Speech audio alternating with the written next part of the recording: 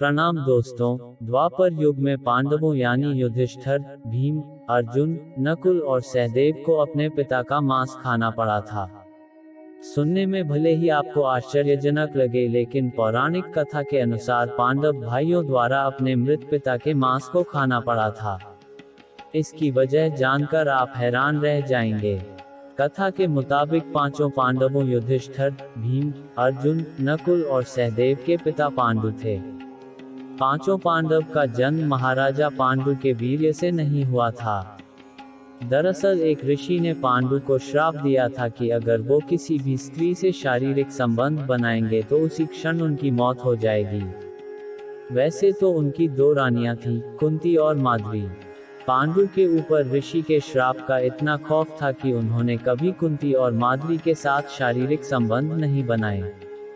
तो सवाल उठता है कि ये उनके पांचों पुत्रों का जन्म कैसे हुआ।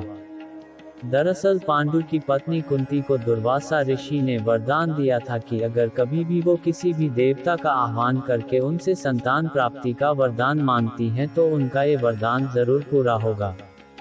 वरदान को चेक करने के लिए कुंती ने शादी से पहले सूर्य देव का आह्वान किया और उनकी गोद में एक नन्हा सा बालक आ गया। वह बालक कोई और नहीं बल्कि कर्ण थे। कुंती ने बालक को नदी में छोड़ दिया, जिसे बाद में किसी और ने पाला। राजा पांडु के साथ विवाह के बाद कुंती ने एक एक करके कई देवताओं का आह्वान किया। इसका फल ये हुआ कि ऋषि दुर्वासा के वरदान से कुंती को 3 पुत्र युधिष्ठिर, भीम और अर्जुन मिले और माधवी को 2 पुत्र नकुल और सहदेव मिले। एक दिन पांडु ने माधवी से शारीरिक संबंध बना लिए। ऐसा करने की वजह से उन पर ऋषि के श्राप का असर हो गया और उनकी तत्काल ही मृत्यु हो गई।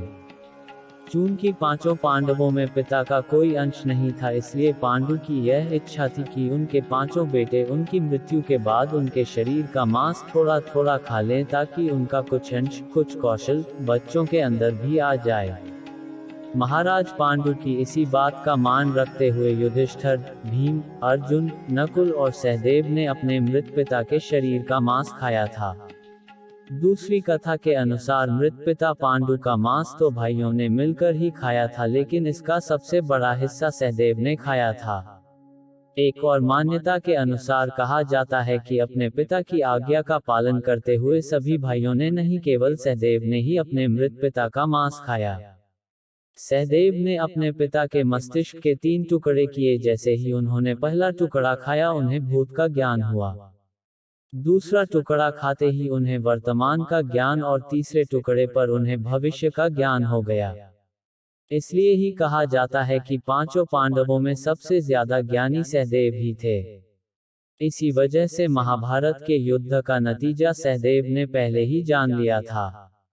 तब भगवान कृष्ण ने सहदेव को ये श्राप दे दिया कि अगर उन्होंने युद्ध में होने वाली कोई भी बात किसी से बताई तो उनकी मृत्यु हो जाएगी। धन्यवाद दर्शकों।